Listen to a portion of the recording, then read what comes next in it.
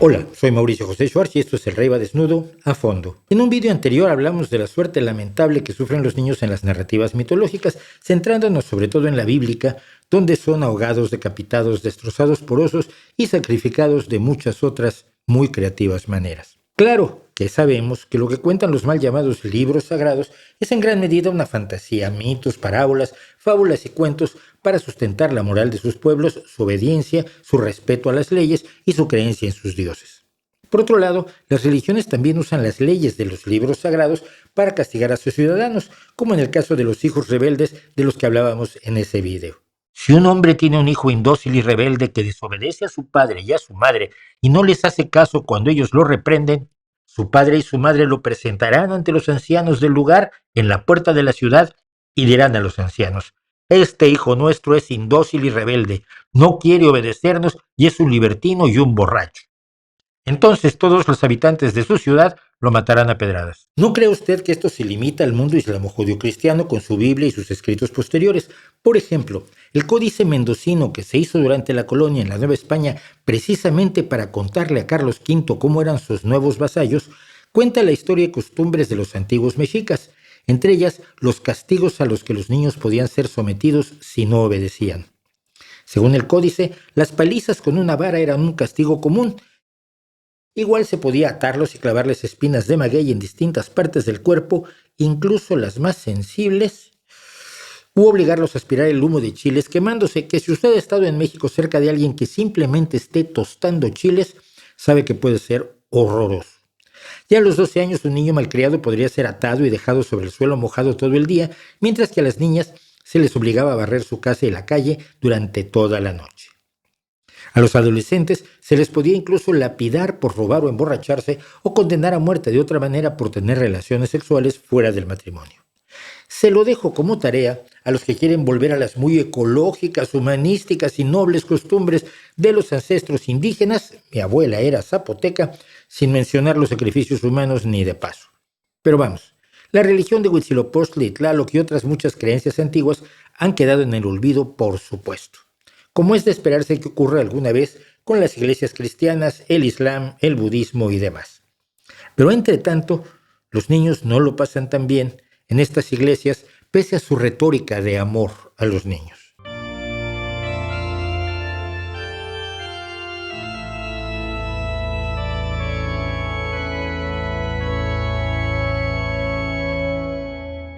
La doctrina explícita del cristianismo o de los cristianismos, si usted prefiere, respecto de los niños, se basa en los evangelios, como en el de Marcos y Mateo, que relatan cómo le trajeron a Jesús a unos niños para que les impusiera las manos. Aquí la idea es que las manos del Mesías tienen capacidades mágicas, y los apóstoles protestaron porque el Mesías tenía cosas más importantes que hacer. Y entonces Jesús dijo su famoso: dejen que los niños vengan a mí, asegurando que el reino de los cielos pertenece a los que son como niños. Bien bonito eso. En otros pasajes de Mateo y Marcos, Jesús dice que hay que ser como un niño para entrar al cielo y que el que reciba en su nombre a los niños será como si recibiera al propio Jesús. Más bonito todavía. Todo esto ocurre además a la sombra de un relato de algo que nunca ocurrió, la llamada masacre de los inocentes, un acontecimiento tan aterrador que resulta extraño que solo lo mencione Mateo, pero que se resume en lo siguiente. Herodes el Grande, rey de Judea, Galilea, Samaria e Idumea, tratando de matar al recién nacido Jesús para impedir que le robara su trono, porque los magos de Oriente le habían dicho que ese niño sería rey de Israel, ordena que sean asesinados todos los niños de menos de 2 años que hayan nacido en Belén. No hay ningún dato histórico de que esto haya ocurrido con o sin Jesús. Pero para la Iglesia esto de la historia es lo de menos, porque nos dice el Vaticano: los niños sin saberlo mueren por Cristo. Cristo los ha hecho dignos testigos suyos y por tanto son santos y fueron al cielo aunque hayan sufrido terriblemente. Y uno se pregunta si no hay métodos un poco menos brutos para llevar a los niños al cielo. El problema es que a partir de entonces, la relación con los niños de las iglesias cristianas y en particular la más numerosa, la católica, no ha sido todo lo amorosa que hubiera uno podido deducir a partir del discurso. No vamos a poder recorrer todos los casos aterradores en que la Iglesia y sus representantes directos, sacerdotes, monjes, monjas, papas, arzobispos, etc., han estado implicados en el sufrimiento infantil directa o indirectamente. indirectamente como cuando Pío II se dio la espalda al genocidio nazi, con todo y el cálculo de 1,5 millones de niños sacrificados por los esbirros de Hitler. De hecho, eso ya en sí es preocupante. Los casos son numerosísimos y los niños victimizados son incalculables. Pero a modo de ejemplo veremos algunos casos, empezando por algo muy extraño: la superabundancia de niños varones en la antigüedad y la Edad Media. Es decir, había muchos más niños que niñas.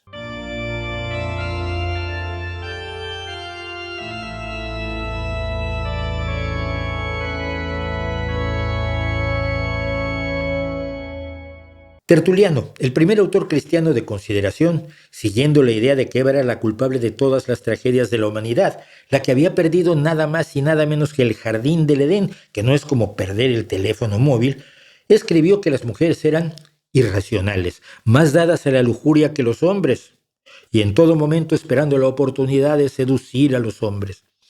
El buen Tertuliano nos explica que por eso los maridos tienen que apalear a sus mujeres todo el tiempo para que no pequen, si no es por maldad. Si esto le suena a usted como el Islam extremista de hoy, es porque es exactamente lo mismo. Pero si las mujeres son vistas así como eran vistas las niñas, pues como mujeres en potencia que eran peligrosas por naturaleza. Así que, por ejemplo, se recomendaba azotarlas constantemente como castigo a su lujuria, la expresaran o no, y autores como R. de Rielbaud del siglo XII recomendaban que las niñas no fueran a las escuelas porque los profesores podrían mostrarles afecto. Y uno de los más importantes padres de la Iglesia, el glorioso San Agustín de Hipona, dejó muy claro que si se deja hacer al niño lo que quiere, no hay crimen al que no se vaya a lanzar, por lo que disciplinarlo mediante el castigo corporal es evitar que se despeñe en el lago de fuego del infierno, porque el niño es el símbolo del poder del mal, un ser imperfecto y además bajo el peso del pecado original. Palabra de San Agustín. Así que entre las costumbres sociales heredadas de los romanos, el Antiguo Testamento y las enseñanzas de los nuevos cristianos, la cosa era clara: a los niños hay que golpearlos para educarlos. Y esto siguió en toda la Edad Media y el Renacimiento. El destacado teólogo y canciller de la Universidad de París, Jean-Charles de Gerson, advertía en el siglo XV que no nos avergüence azotar a los niños. Y como las niñas eran las más malas, pues deshacerse de ellas tampoco estaba tan mal visto, sobre todo si se deshacía uno de ellas tempranamente, por ejemplo cuando acababan de nacer, cosa que sigue ocurriendo, por cierto, en algunas sociedades. Ahora, espere usted un momento, que muchas personas suelen argumentar cuando se señala esto que precisamente estamos ante una costumbre social generalizada. Aporrear a los menores indefensos fue el método de pedagogía avanzada más habitual en todas las sociedades, no solo en las cristianas.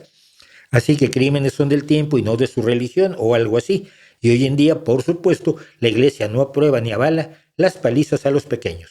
Y que los cambios sociales que se han producido desde la Ilustración, cuando Jean-Jacques Rousseau, en su obra de 1762, Émile o sobre la educación, planteó formas menos brutales de educación, fueron luego retomados por la Iglesia.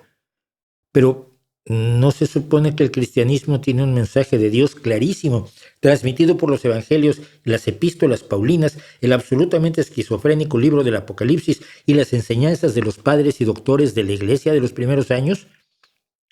¿No fue el libro de Rousseau quemado públicamente por la Iglesia e incluido en su índice de libros prohibidos, el Index Librorum Prohibitorum? ¿Es que acaso Dios cambia de opinión según los avances de la sociedad? ¿La verdad universal de la deidad en la que creen los cristianos va mutando, dejando de ser verdad a ratos, volviéndose nuevas verdades, antiguas mentiras? ¿Dios se autocorrige? Entonces, ¿Dios es capaz de equivocarse? Pensé que era perfecto. No sé, mire, yo recuerdo que hay personas que han sido ejecutadas por herejes al sugerir que su Dios puede cometer un error, porque eso significaría que ya no es perfecto y por definición es perfecto. Y entonces, como todo esto es contradictorio, fingimos demencia. Piénselo, ahora que tenga un tiempo.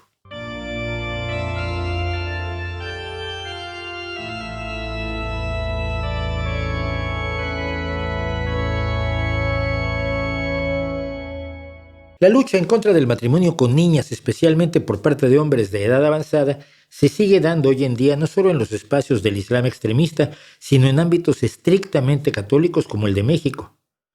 Generalmente se trata de matrimonios forzados donde la futura esposa no tiene opción. que no es lo mismo que los matrimonios arreglados, donde la mujer formalmente tiene la opción de decir que no, aunque las presiones sociales y familiares, la educación y las enseñanzas de la Iglesia sobre la sumisión de la mujer y la obediencia al marido hacen que rehusarse no sea realmente una opción viable. Y siendo sinceros, en el pasado los hijos varones eran la continuidad del apellido y los genes del padre, o eso creían muchos padres con la testa adornada por frondosa cornamenta. Era el heredero de los bienes, las empresas, las tierras y los títulos, si los hubiera. O sea, casi nadie heredaba nada de eso. Las hijas, en cambio, eran estorbos de los que había que deshacerse cuanto antes, casándolas con quien fuera, de preferencia alguien con mejor posición o más dinero con quien convenía emparentarse. Si la niña daba su consentimiento, que era lo único que le importaba a la Iglesia, podía encontrarse de súbito a los 11 años casándose con un señor que podía ser su abuelo, como en esta brutal y magnífica pintura del ruso Vasily Pukirev.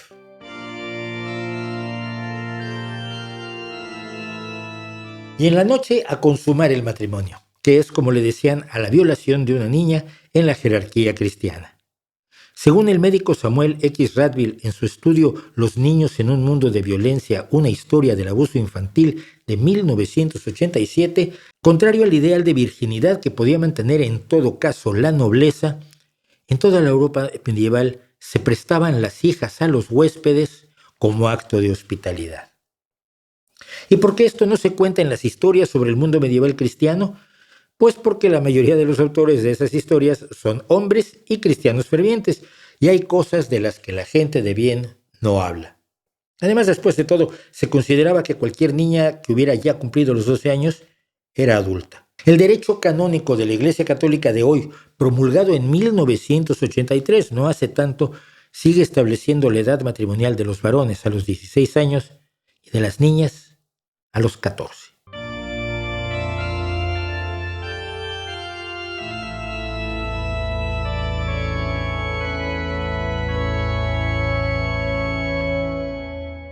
Desde 1095 y hasta 1444 se produjo una serie de guerras religiosas iniciadas, apoyadas y en ocasiones dirigidas por el papado. Las más conocidas, las que tenían por objeto de recuperar el control de la Tierra Santa, esencialmente lo que hoy es Israel y sobre todo la ciudad de Jerusalén. Eran, por supuesto, las cruzadas. Todo este esfuerzo se realizó con nulo éxito, por cierto.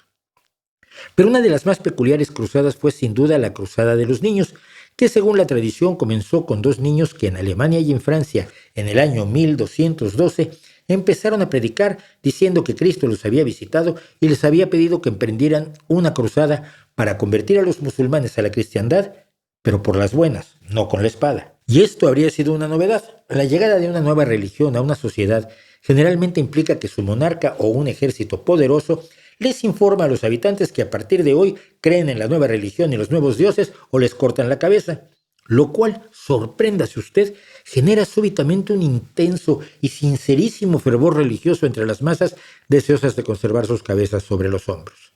El caso es que los dos niños, que igual eran un solo niño y una sola historia que se disputan Alemania y Francia y que fue evolucionando como tantos mitos, emprendieron su cruzada.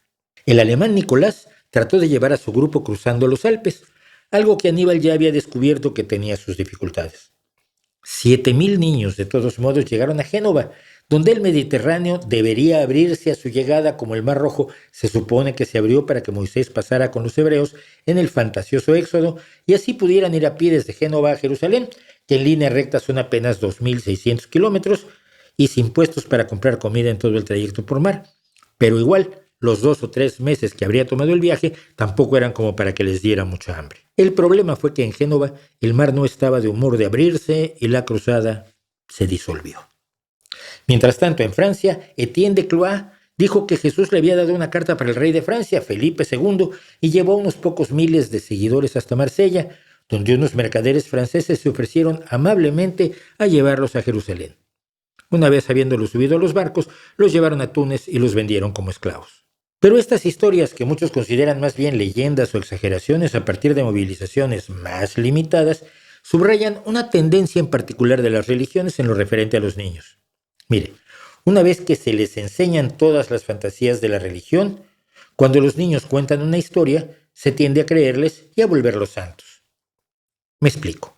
Si usted hoy sabe de un niño que tiene visiones de ángeles y demonios haciendo artes marciales mixtas en el techo de su habitación, y el niño cuenta que oye voces, y una de ellas es la de Cristo, diciéndole que vaya a convertir musulmanes al cristianismo, usted lo que piensa es que tiene un pequeño con un brote esquizofrénico de libro y urge que sea atendido por profesionales. No piensa que el niño realmente ve y oye lo que dice ver y oír. Pero eso no funciona para la Iglesia Católica. Si una niña muy enfermiza que sufrió cólera dice que vio a la Virgen María en el sur de Francia, la convierten en monja, construyen el santuario de Lourdes, empiezan a cobrar a manos llenas y ella muere joven, después de lo cual la proclaman santa. Eso sí, atención médica creo que nunca le dieron. Es lo que ocurrió con Bernadette Soubirous, la chica que a los 14 años dijo que había visto a la Virgen en lo que hoy es el opulento santuario de Lourdes. Y si 3 niños dicen que vieron a la Virgen en Fátima, Portugal, lo mismo. Son elegidos por la Virgen para que la vean en 1917, pero no para salvarlos de la epidemia de gripe que un año después mató a 2 de ellos. La tercera quedó convertida en monja hasta su ancianidad. Hay niños santos indígenas en el México recién conquistado, aunque los representan con rasgos europeos, pero muy bronceaditos. Santos y beatos en medio mundo, sobre todo en Italia, a saber por qué, todos los cuales comparten la característica de haber muerto niños, la mayoría de ellos violentamente. Lo cual es una enseñanza bastante perversa. Si quieres ser santo y eres niño y crees en Dios, hazte matar. No sé, a mí me parece preocupante.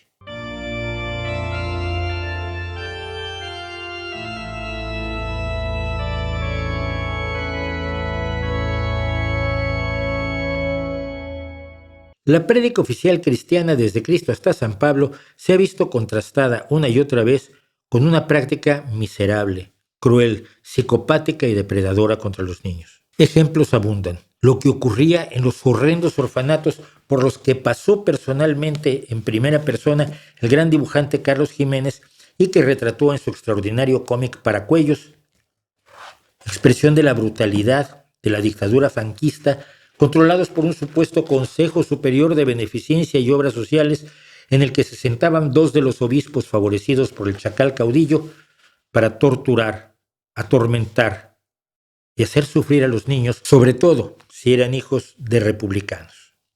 Pero aún peores eran los internados directamente religiosos, seminarios, colegios y orfanatos, donde las palizas y torturas se alternaban con violaciones constantes a chicos y chicas. O los casos en los que niños eran robados a sus padres recién nacidos para entregárselos a buenos cristianos, generalmente del ejército o miembros de la dictadura, cosa que pasó igual en España que en Chile. En uno y otro país las historias son absolutamente aterradoras. Los niños eran golpeados sin misericordia, con palos y látigos, con zapatos, con cordones.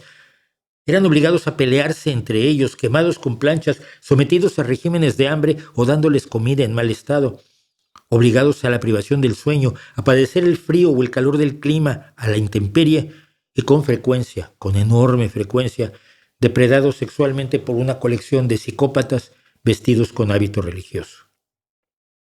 Y cuando la Iglesia no ejercía la violencia directa, avalaba o no condenaba cosas como el trabajo infantil, los castigos corporales en la casa y en la escuela, bueno, y por supuesto en la fábrica o en la mina, el desprecio social, todo para que los niños amaran a Dios y respetaran sus mandamientos, los mismos mandamientos que violentaba y violenta todos los días la propia Iglesia. Solo en los últimos años, al perder poder la Iglesia Católica con la desaparición de varias monarquías o su conversión a gobiernos parlamentarios y una visión más laica de la realidad que se ha ido extendiendo entre algunos sectores de nuestra especie, se empezaron a dar a conocer libremente las terribles atrocidades que curas, monjes y monjes ejercían y ejercen contra los niños a su cargo, sobre todo el aún candente tema de las agresiones sexuales. Esas violaciones que la Iglesia y sus aliados minimizan llamándolas abuso, y que la Iglesia misma encubre, pagando a las víctimas, ocultando y trasladando a los depredadores y haciendo de cuando en cuando alguna declaración de condena que nunca se traduce en la entrega de los culpables a la justicia de cada país. Pero cuidado, si hablamos de la Iglesia Católica es porque ha sido la religión más debilitada por la democracia y la razón.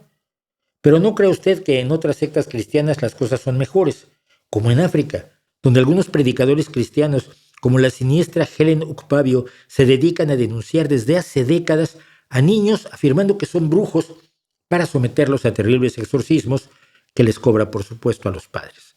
La muerte o marginación total de supuestos niños brujos en distintos puntos de África es la norma asusada por los religiosos.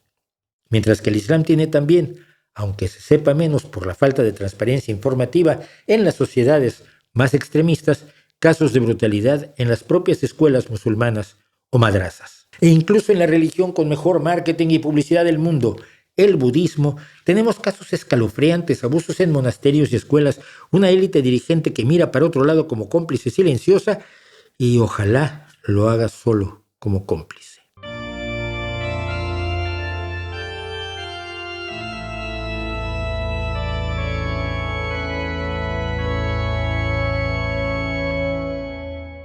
La religión es mal negocio para los niños. Cada religión, cada creencia sobrenatural ha sido creada por seres humanos convencidos de sus ideas. Esto lo sabemos con toda claridad. No podemos seguirnos engañando. Ninguna ha demostrado tener ningún sustento en una deidad o fuerza sobrenatural que pudiéramos constatar. Pero esas creencias le dan un poder enorme sobre los demás, a quienes supuestamente son intermediarios entre Dios o las fuerzas sobrenaturales que usted quiera, como el Dharma, y nosotros, los pobres mortales. Y esto puede sonar duro, pero mire, cuando el famoso ladrón de bancos William Sutton fue arrestado en 1952, la policía le preguntó por qué robaba bancos, cosa que hacía constantemente. Sutton respondió, porque ahí es donde está el dinero. Todo lugar o situación donde los adultos tengan poder sobre los niños atraerá a depredadores, porque allí es donde está el objeto de su perversión a su alcance. Claro que la mayoría de los adultos que trabajan con niños en escuelas, en entrenamiento deportivo, en campamentos, en donde sea, son gente que se preocupa por el bienestar de los pequeños, que los quiere sinceramente. Pero aún sabiendo eso, establecemos una vigilancia estrecha, reglas, costumbres y mecanismos de protección en prevención de que se cuele algún depredador, porque un solo delincuente puede destruir la vida de un niño o de varios. Y entendemos, estará usted de acuerdo, que eso no es justo. Pero en el entorno religioso, lo que hemos visto es que las cúpulas, las instancias responsables, papas, lamas, imames, patriarcas y demás, no suelen prever situaciones así, no tienen mecanismos para proteger a los niños y cuando ocurren desgracias, se ponen del lado del victimario, nunca de la víctima. Y mire, en este modesto video, apenas hemos rozado la superficie de los horrores que miles de supuestos siervos de los dioses y de la bondad y de la caridad le han impuesto literalmente a millones de niños y niñas inocentes, indefensos, asustados y que incluso temen denunciar a sus agresores para que Dios no se enfurezca con ellos y los lance a los infiernos, que es lo que les dicen que va a pasar si denuncian. Tal vez es demasiado idealista pensar en que toda niñez sea un dechado de felicidad, de aprender amablemente, de tener buenos ejemplos de todo tipo en todas las actividades, de ser queridos y respetados al tiempo que se les educa y enseña. Y sabemos que la niñez tiene momentos oscuros, que todos tenemos algún recuerdo triste, algún recuerdo que preferiríamos no tener. Sí, imaginarnos, como muchos lo hacen cerrando los ojos a la realidad, esa niñez de postal, es una exageración. Pero lo que no debería permitirse es que la niñez sea un infierno en nombre del paraíso, un horror en nombre de los dioses y un espacio donde se pueda delinquir de la manera más obscena con total impunidad. Y es lo que hacen las religiones. No estamos haciendo lo suficiente para parar la bestialidad religiosa contra los niños y deberíamos estarlo haciendo, ¿no cree usted?